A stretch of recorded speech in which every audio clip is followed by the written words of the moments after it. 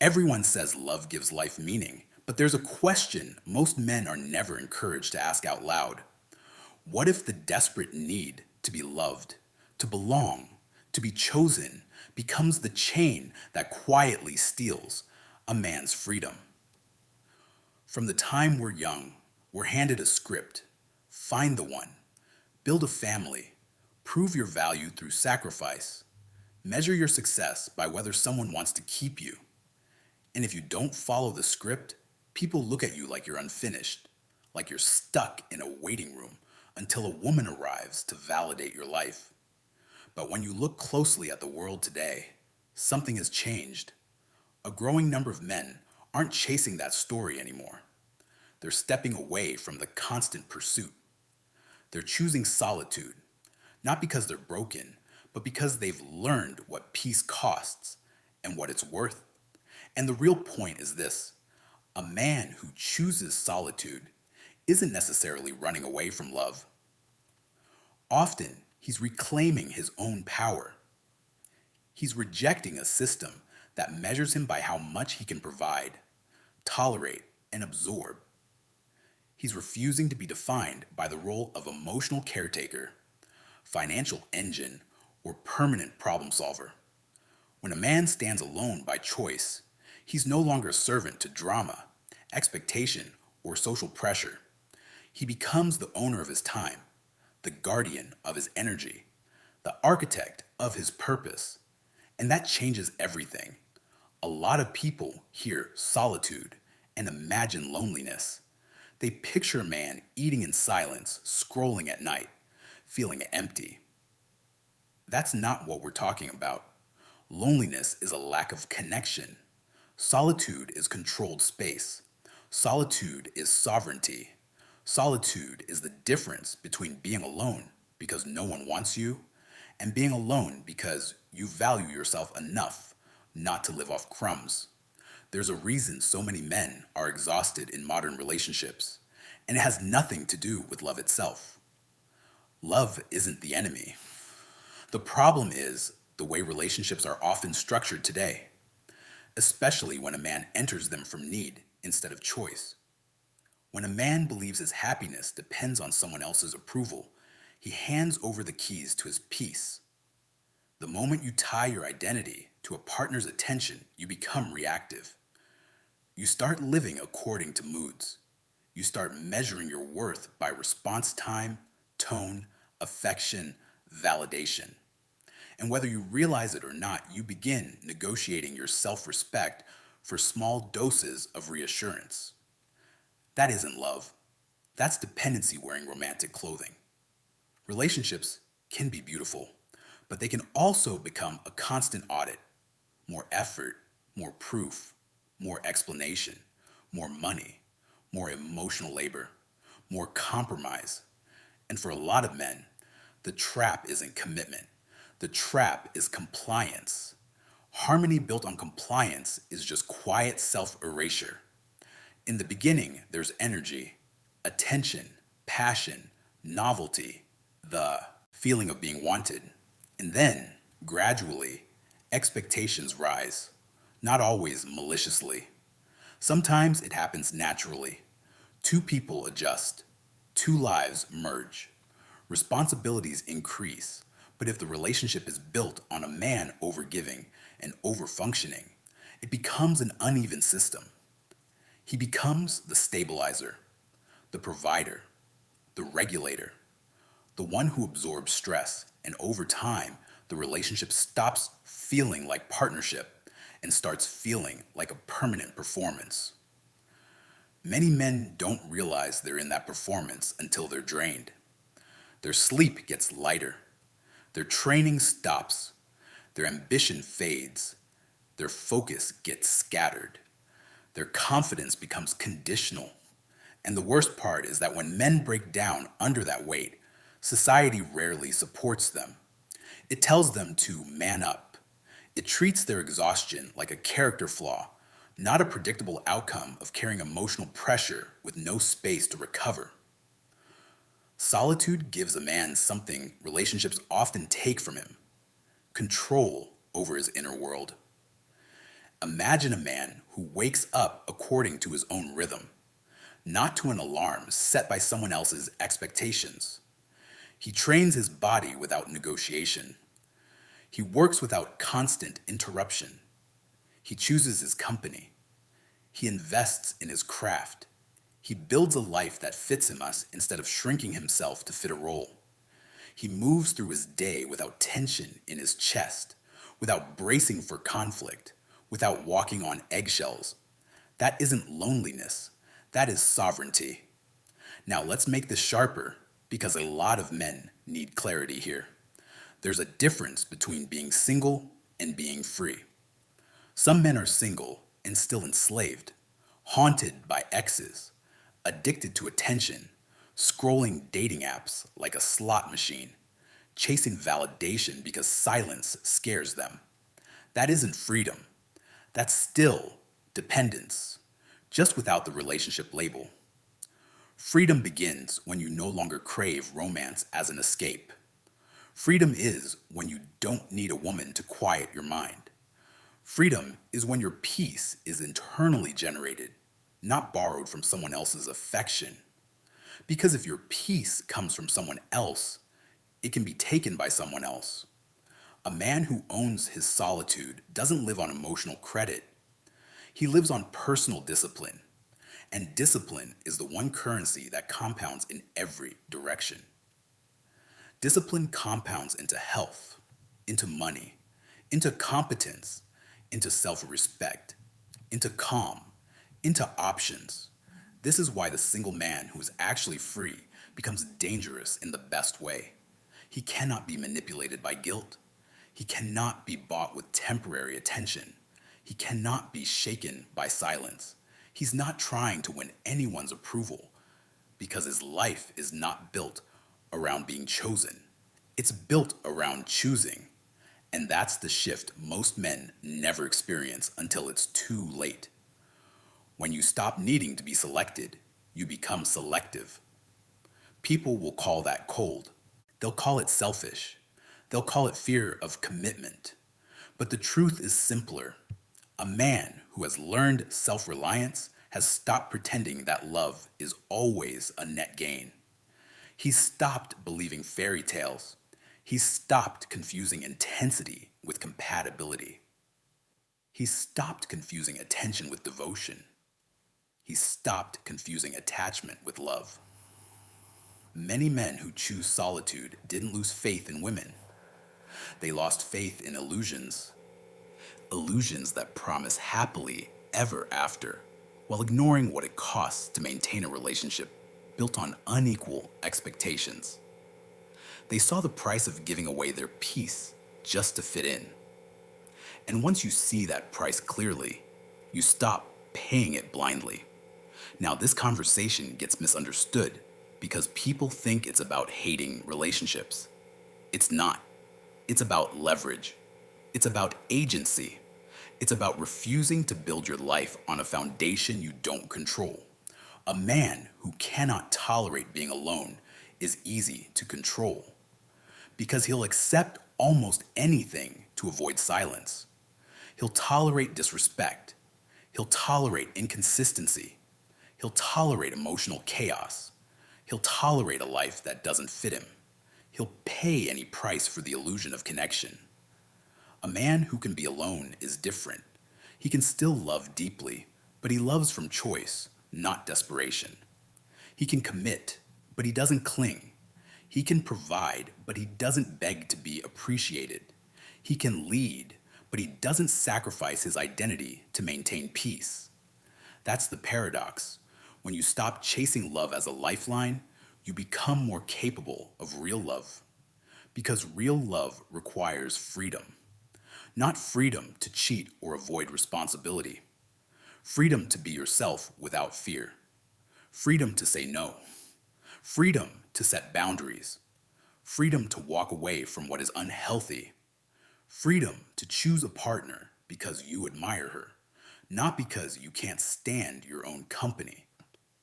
Most men are conditioned to believe that relationships complete them, that another person holds the missing half of their soul. It's romantic.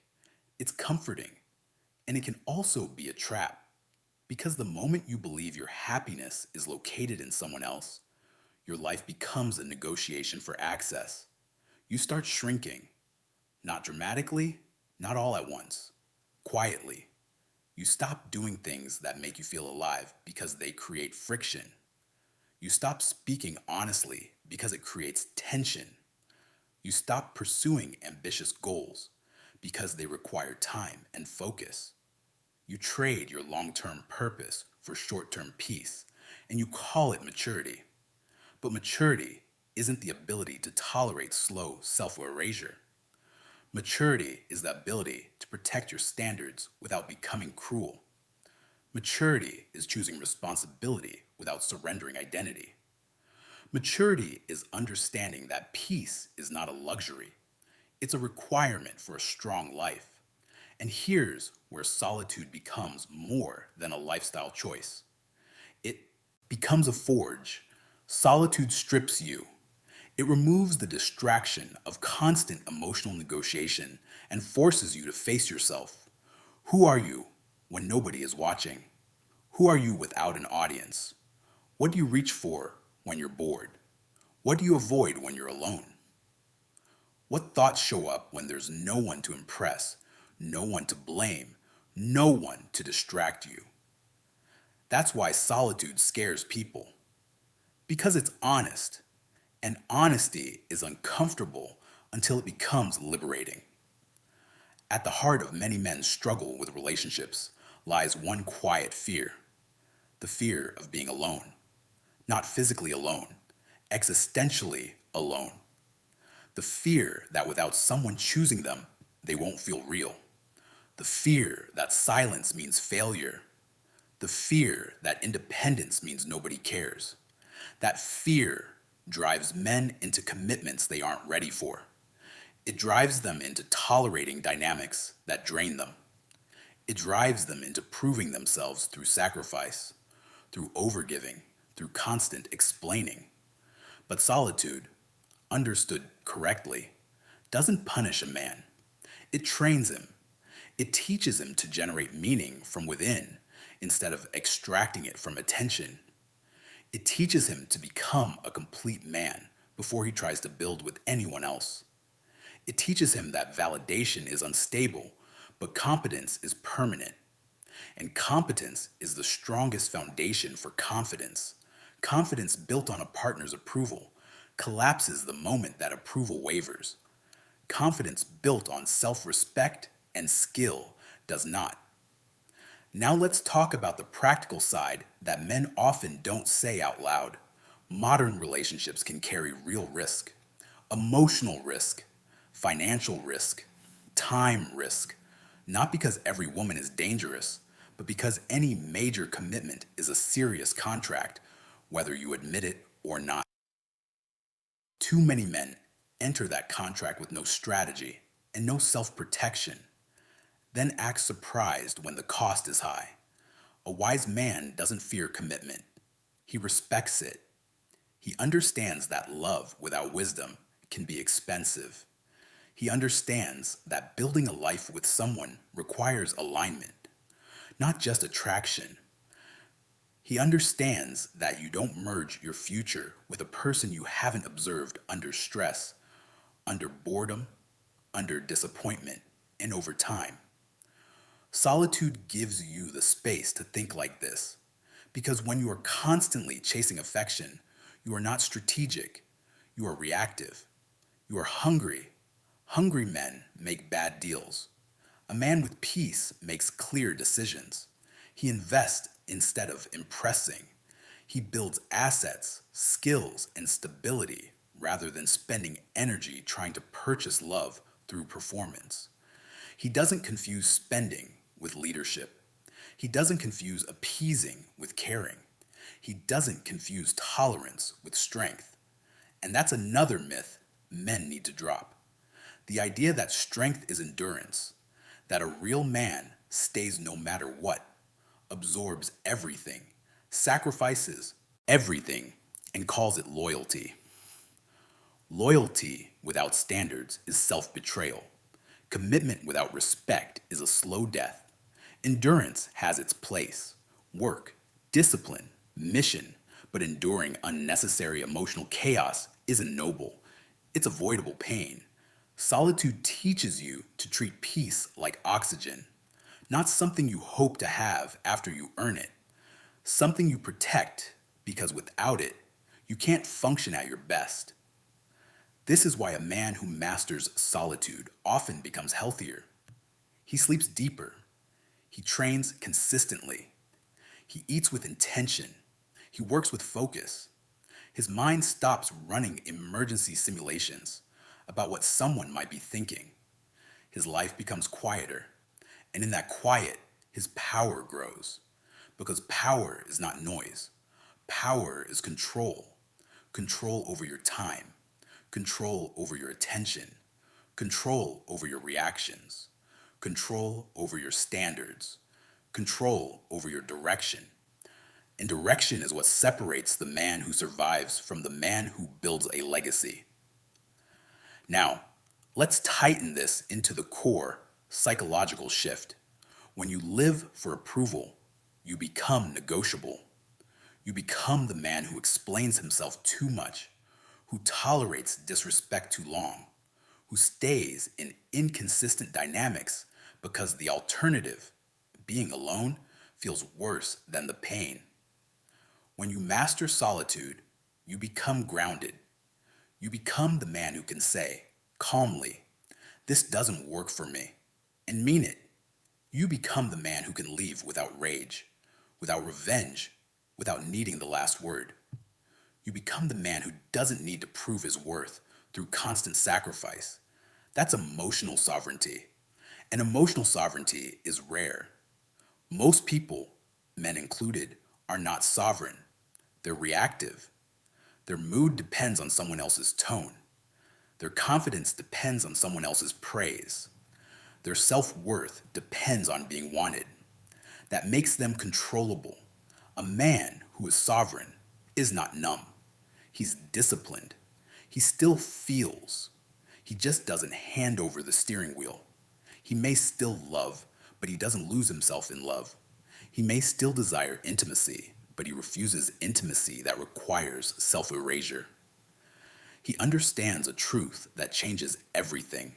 Love is supposed to add to your life, not consume it. This is where many men get it wrong. They hear a message like this and assume the goal is isolation forever. That's not the goal. The goal is to become the kind of man who can be alone without fear. Because only that man can choose a relationship for the right reasons. If you cannot be alone, you will accept the wrong woman. If you cannot be alone, you will ignore red flags. If you cannot be alone, you will trade your standards for comfort. If you cannot be alone, you will confuse attention for love. But if you can be alone, you are free. And when you're free, you don't chase love as proof that you matter. You choose love because it aligns with your life. That's why the best relationships are built by two people who don't need each other to survive. They choose each other because life is better together, not because life collapses apart. So what does a man actually do with solitude? How does he turn it into power instead of emptiness? He uses it like a craftsman uses a workshop. He builds routines that make him stronger. He invests in skills that increase his options. He develops a mission that gives him direction. He builds brotherhood because isolation is not the same as solitude. He learns the difference between peace and avoidance. Peace is the absence of unnecessary conflict. Avoidance is the refusal to face discomfort that would make you grow. A man in healthy solitude does not hide. He improves. He learns how to sit with boredom without reaching for cheap stimulation. He learns how to handle his own storms without outsourcing his emotional regulation to a partner. He learns how to be consistent without external pressure. And over time, something changes. His presence becomes heavier, not aggressive, not arrogant, just solid.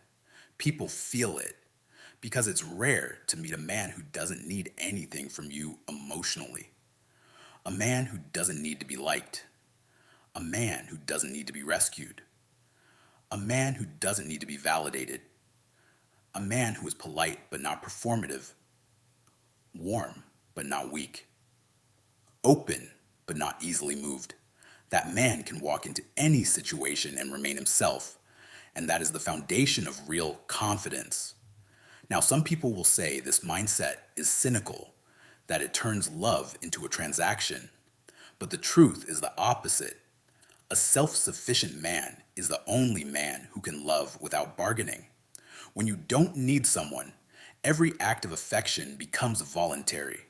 You give because you want to. You commit because you believe in it.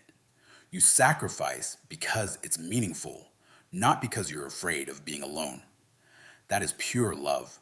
Not love as a strategy, love as a choice. And if a woman is healthy, she will feel safe around that. Healthy women don't want a man who needs them. They want a man who wants them, while still being himself. Unhealthy dynamics depend on need. They depend on fear. They depend on control and insecurity.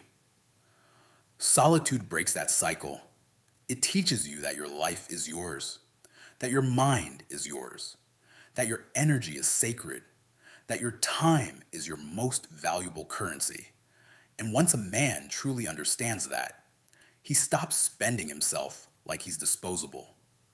He stops offering his life to anyone who offers him temporary comfort. He becomes careful, not paranoid, selective, not bitter, calm, not detached. He learns to protect what he builds, not out of fear, but out of respect for his effort. Because every dollar, every hour, every ounce of focus is a piece of your life you will never get back. Spend it on purpose. Spend it on growth. Spend it on people who respect it. Now, ask yourself the question that cuts through all the noise. If you give up your peace for a relationship, what exactly are you buying? If the relationship costs your sleep, your discipline, your confidence, your mission, your dignity, what is the benefit? Temporary company? Occasional affection? The social label of taken? A strong man doesn't buy comfort with his future. He builds a future that makes comfort inevitable. And that's why the single man who chooses solitude isn't escaping life. He's facing it without illusions. He's refusing to let society shame him into contracts he hasn't evaluated. He's refusing to measure his masculinity by how much chaos he can tolerate. He understands that power begins where dependency ends. Not dependency in the sense of never relying on anyone, but dependency in the emotional sense, where your self-worth depends on external approval. When you no longer depend on someone else to feel stable, you become unshakable. Your peace can't be taken because it was never borrowed. You can still build a family if you want. You can still love deeply if you meet the right woman. You can still commit fully, but the commitment will be clean. It will come from strength, not fear. And that's the final distinction every man needs to understand. There's a type of single life that is empty and self-destructive, and there's a type of single life that is disciplined, intentional, and powerful. The first is escape. The second is ascension. Ascension is when you stop chasing comfort and start building control. Ascension is when you stop begging for attention and start earning respect. Ascension is when you stop needing love to feel whole and start becoming whole on your own. Because a man who belongs fully to himself cannot be owned by anyone else. He can be loved, he can be appreciated, he can be partnered with, but he cannot be controlled by fear. That's real freedom, not the absence of love, the ability to choose love without losing yourself. So when someone asks you, why stay single? Maybe the better question is, why give up your peace without a reason? Why surrender your time to expectations you didn't choose? Why trade your identity for a relationship that demands compliance? Why chase validation when you could build certainty? The man who chooses solitude isn't incomplete. He's unbound. He's no longer negotiating with life. He's leading it. And once you've tasted that level of sovereignty, you stop being impressed by anything that requires you to betray yourself. You don't fear loneliness because you've learned the difference between silence and emptiness. Silence is where you hear yourself. And when you can sit in silence without panic, when you can be alone without feeling less than, when your mind no longer turns quiet into desperation, that's when you've arrived. That's when solitude stops being a condition and becomes a weapon. A weapon against manipulation, a weapon against distraction, a weapon against the false belief that a man's worth is measured by who chooses him. And from that place, you don't chase love. You choose it, or you walk away. Either way, you remain a man who belongs to himself.